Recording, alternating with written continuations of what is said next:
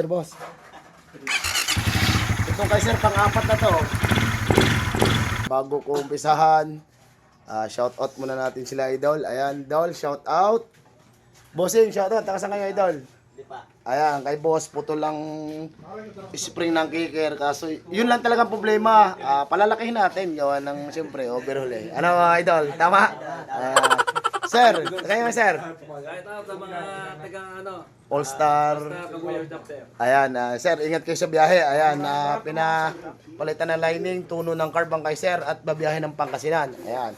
Shout out dito kay idol naman. Ito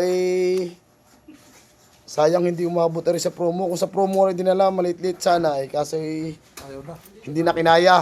Gusto ni boss magawa na, 12,000 lang ito tunog ng kay sir. Sa New Year sir nadalay. Ayan, Happy New Year boss. Itong kay sir pang-apat na to.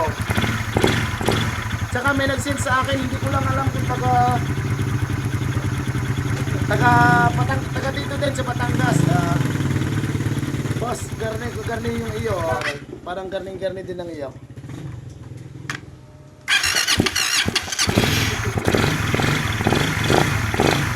Ayan boss, papakita ko sa iyo kung anong problema na rin pagkagarni ito. No?